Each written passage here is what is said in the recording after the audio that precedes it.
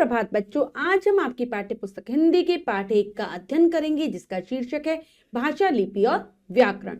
तो चलिए पाठ को पढ़ते हैं और जानते हैं भाषा के विषय में, लिपि के विषय में और व्याकरण के विषय में कि भाषा का हमारे जीवन में क्या महत्व है। सारी बातें जानेंगे पाठ को विस्तार पूर्वक पढ़कर। पाठ को शुरू करते हैं। पाठ 1, भाषा, लिपि और व्याकरण। सबसे पहले जानते हैं भाषा के बारे में। भाषा क्या होती है। उपरोक्त चित्रों को ध्यानपूर्वक देखिए और इन पर आधारित प्रश्नों के उत्तर पढ़िए। तो हमने ये चित्र देख लिए हैं बच्चों, अब हम प्रश्न पढ़ लेते हैं। प्रधानाचार्य जी अपने विचार कैसे व्यक्त कर रहे हैं। कैसे कर रहे हैं? बोलकर। प्रधानाचार्य जी के विचारों को उपस्थित लोग कैसे समझ रहे हैं। कैसे समझ रहे हैं बच्चों? सुनकर। सुनकर समझ रहे हैं। पिताजी को संसार भर की खबरों का पता कैसे चल रहा है? पढ़कर, क्योंकि वो समाचार पत्र पढ़ रहे हैं। कविता अपने मन के भाव कैसे प्रकट कर रही है? लिखकर। ठीक है, लिखकर। बोलकर या लिखकर अपनी बात प्रकट करने के लिए तथा पढ़कर या सुनकर किसी बात को समझने के लिए जिस माध्यम का प्रयोग किया जाता है वह भाषा है। भाषा के द्वारा ही विचारों का आदान प्रदान संभव है। तो बच्चों, इस बात से हमें क्या पता चल रहा है कि अगर हमें किसी को अपने मन के विचारों को बताना हो, किसी के मन के विचारों को समझना हो, ठीक है, किसी के मन में जो भी बातें आ रही हैं उनको समझना हो, तो या तो हमें अपनी बात क्या करनी पड़ेगी, हमें अपनी बात दूसरों को समझाने के लिए बोलना पड़ेगा और दूसरों को सुनकर हमारी बात को समझना होगा, या फिर हमें अपनी लिखकर बात बताएंगे और दूसरा पढ़कर समझेगा। तो ये जो हम बच्चों बोलकर और दूसरा सुनकर, हम लिखते हैं दूसरा पढ़ता है, या फिर दूसरा लिखता है और हम पढ़ते हैं, दूसरा बोलता है हम सुनते हैं, ये जो विचारों के आदान प्रदान का माध्यम है, बोलना, लिखना, सुनना, पढ़ना, यही भाषा कही जाती है। तो बच्चों, भाषा की परिभाषा होगी वह साधन जिसके द्वारा हम बोलकर या सुनकर, लिखकर या पढ़कर अपने भावों और विचारों का आदान प्रदान करते हैं, उसे भाषा कहते हैं।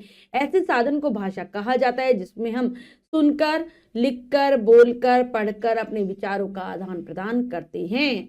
अब आता है भाषा के रूप। भाषा के क्या रूप होते हैं? भाषा के 2 रूप होते हैं, मतलब 2 रूपों में हम भाषा का प्रयोग करते हैं। पहला होता है मौखिक रूप, दूसरा होता है लिखित रूप।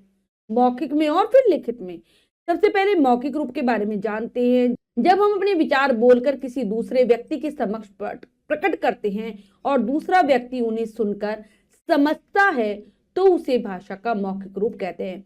मतलब हमारे मन में कोई भी विचार आए, कोई भी बात आई, हमने उसको बोलकर बता दिया और सामने वाले ने उसको सुनकर समझ लिया, तो ये भाषा का मौखिक रूप होगा।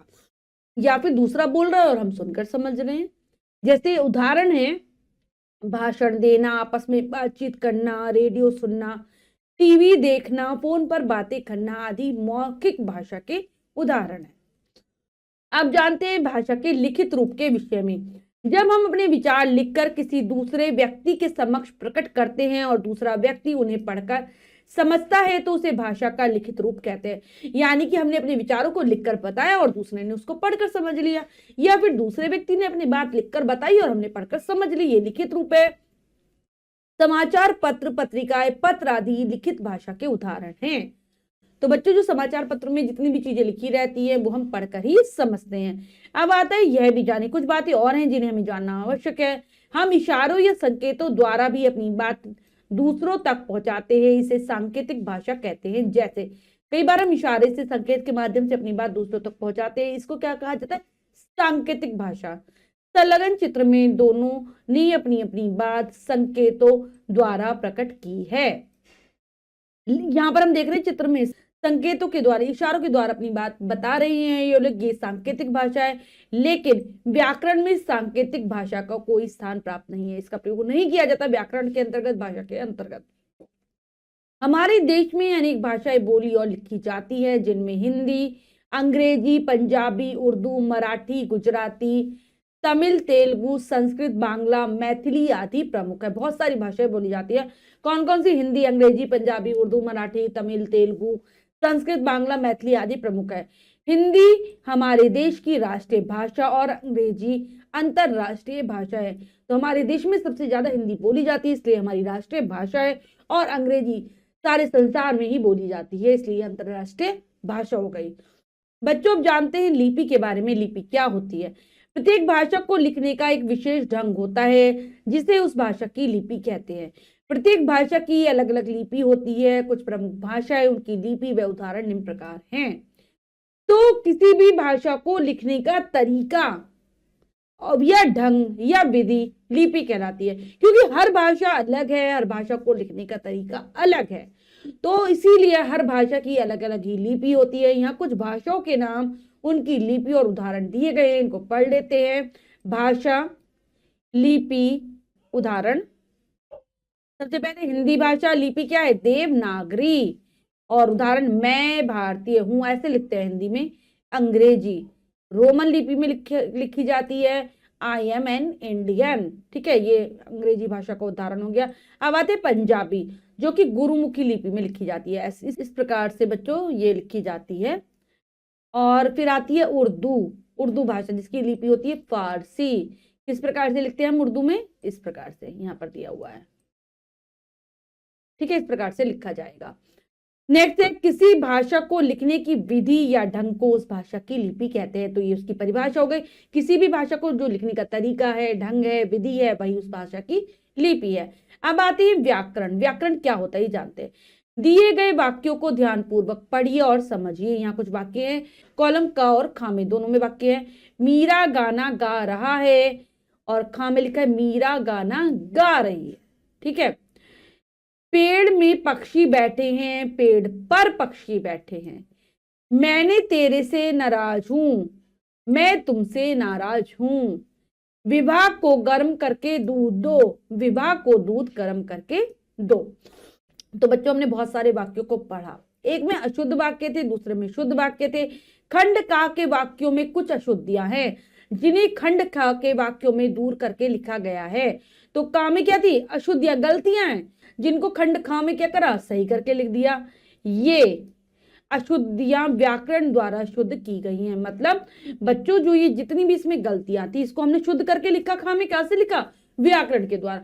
तो अगर हमें किसी भी भाषा को अच्छी प्रकार से समझना है, सीखना है, लिखना पढ़ना सीखना है, तो हमें उसके व्याकरण का ज्ञान होना चाहिए। नहीं तो हमें पता ही नहीं चलेगा कि हम क्या गलत बोल रहे हैं, क्या गलत लिख रहे हैं। ये सारी जानकारी हमें व्याकरण ही देता है। भाषा को लिखना पढ़ना, हम व्याकरण के नियमों को जानकारी कर पाते हैं। व्याकरण हमें किसी भी भाषा को शुद्ध व्याकट बच्चों क्या करता है? व्याकरण किसी भी भाषा को शुद्ध रूप से हमें पढ़ना, बोलना, लिखना सिखाता है। तो इसकी परिभाषा, जिस शास्त्र से किसी भाषा के शुद्ध रूप में बोलने, पढ़ने या लिखने के नियमों का ज्ञान हो, उसे व्याकरण कहते हैं। ऐसे शास्त्र को हम व्याकरण कहते हैं जो कि हमें किसी भी भाषा को शुद्ध रूप में बोलना, पढ़ना, लिखना सिखाता है। बच्चों जो भी हमने पढ़ा है उसको एक बार दोहरा लेते हैं। हमने सीखा के अंतर्गत वे माध्यम जिसके द्वारा हम लिखकर, पढ़कर, बोलकर या सुनकर अपने भावों और विचारों का आदान प्रदान करते हैं, उसे भाषा कहते हैं। यानी कि जो भाषा है बच्चों, विचारों के आदान प्रदान का एक माध्यम है, एक साधन है। भाषा के दो रूप होते हैं, मौखिक और लिखित रूप। हिंदी हमारे देश की राष्ट्रीय भाषा और अंग्रेजी क्या है? अंतरराष्ट्रीय भाषा है।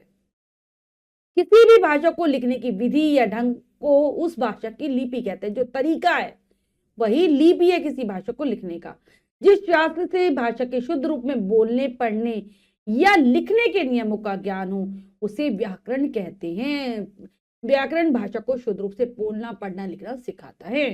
तो हम सीखना चाहते हैं अगर किसी भाषा को बहुत अच्छे से, तो सबसे पहले हमें उसके व्याकरण को जानना आवश्यक है। तो बच्चों हमने पाठ को बहुत अच्छे से समझकर पढ़ लिया है। अभ्यास कार्य कर लेते हैं। आओ अभ्यास करें के अंतर्गत पहला प्रश्न पढ़ते हैं, करने का प्रयास करते हैं। सही विकल्प पर सही का चिन्ह लगाइए। प्रश्न में 3 विकल्प है, 2 विकल्प गलत है, 1 विकल्प सही है। हमें सही विकल्प को चुनना है, सही का चिन्ह लगा देना है। करते हैं। विचारों के आदान प्रदान का साधन है भाषा, वर्ण, शब्द। तो विचारों के आदान प्रदान का साधन क्या है? भाषा। ये विकल्प सही है। भाषा के मौखिक रूप में विचारों का आदान प्रदान किया जाता है, लिखकर, पढ़कर, बोलकर, सुनकर। संकेतों द्वारा तो ये हम करते हैं, बोलकर और सुनकर। हमारे देश की राष्ट्रीय भाषा है अंग्रेजी, संस्कृत, हिंदी। तो हिंदी राष्ट्रीय भाषा है। अंग्रेजी भाषा किस लिपि में लिखी जाती है? रोमन, गुरुमुखी, देवनागरी। तो ये लिखी जाती है अंग्रेजी भाषा रोमन लिपि में। ए विकल्प सही है। अगला प्रश्न है, रिक्त स्थानों की पूर्ति कीजिए। यहाँ पर बच्चों कुछ वाक्य हैं, अधूरे हैं, उचित शब्दों से इन्हें पूरा करना है। करते हैं। भाषा के लिखित रूप में विचारों का आदान प्रदान कैसे करते हैं, कैसे करते हैं हम, लिखकर,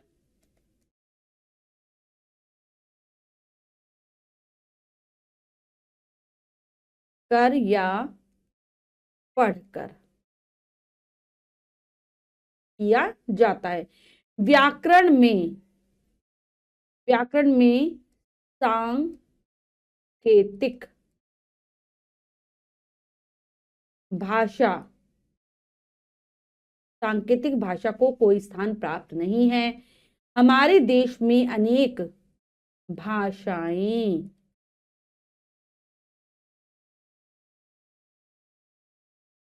भाषाएं बोली और लिखी जाती हैं। अगला है अंग्रेजी, कैसी भाषा है, अंतरराष्ट्रीय, अंतरराष्ट्रीय भाषा है। पंजाबी भाषा कौन सी लिपि में लिखते हैं हम, पंजाबी भाषा को हम गुरुमुखी, गुरुमुखी, पंजाबी भाषा गुरुमुखी लिपि में लिखी जाती है। ठीक है, नेक्स्ट है सही मिलान कीजिए, कट। अगला है हमारा प्रश्न, सही मिलान कीजिए, हमें मिलाना है। दो कॉलम है, एक में भाषा और दूसरे में लिपि लिखिए, मिलाते हैं। हिंदी, हिंदी भाषा की कौन सी लिपि है बच्चों, देवनागरी। पंजाबी गुरुमुखी, उर्दू फारसी और अंग्रेजी की लिपि है रोमन। नेक्स्ट है वाक्यों को शुद्ध करके लिखिए। तो बच्चों वाक्यों को शुद्ध करके लिखिए, हमारा अगला प्रश्न है। कुछ वाक्य दिए गए हैं, उन्हें हमें सही से शुद्ध रूप में लिखना है। कुछ गलतियां हैं उसमें, उनको सुधारेंगे। मेरी पिताजी बहुत बीमार है, तो क्या हो जाएगा, मेरी की जगह क्या आ जाएगा, मेरे, मेरे पिताजी, मेरे पिताजी बहुत बहुत बीमार हैं। सोहन कपड़ा पहन रहा है, तो क्या हो जाएगा, सोहन कपड़े, सोहन कपड़ा की जगह हो जाएगा कपड़े, यहां गलती है। ठीक है, यहां पर यहां गलती है, कपड़े पहन रहा है। नेक्स्ट है मम्मी को साड़ी खरीदना है, क्या हो जाएगा, मम्मी को साड़ी, यहां तक सही है वाक्य हमारा, साड़ी। अब है खरीदना, खरीदना की जगह क्या होगा, खरीदनी, साड़ी खरीदनी है, तो यहां पर खरीदना में गलती है। खरगोश को काटकर गाजर खिलाओ, ठीक है, तो क्या आ जाएगा, खरगोश को, खरगोश को, यहां पर ये जो काटकर गाजर, इसमें गलती, क्या हो जाएगा, खरगोश को गाजर काटकर खिलाओ, क्योंकि हमें खरगोश को थोड़ी ना काटना है, हमें तो गाजर को काटना है। नेक्स्ट है वह लोग मेला देखने जा रहे हैं, तो यहां पर वह की जगह क्या आ जाएगा, वे लोग, ज्यादा होते तो एक जा रहा हो तो वह होता, वे लोग बहुत सारे हैं ना, वे लोग मेला देखने जा रहे हैं। ठीक है, तो बच्चों हमने पाठ को बहुत अच्छे से समझकर पढ़ा है, अभ्यास कार्य को भी किया है। इसके बाद जो भी कार्य रह गया है वो आपको स्वयं करना है सुंदर अक्षरों में अपनी अभ्यास पुस्तिका में। तो बच्चों आज हमने पाठ के माध्यम से भाषा, लिपि और व्याकरण के विषय में जाना। आशा करती हूँ ये पाठ आपको बहुत अच्छे से समझ आ गया होगा। पाठ को फिर से पढ़ेंगे, भाषा की परिभाषा याद कर लेंगे। मिलते हैं अगली कक्षा में नए पाठ के साथ, तब तक के लिए स्वस्थ रहिए, प्रसन्न रहिए, धन्यवाद।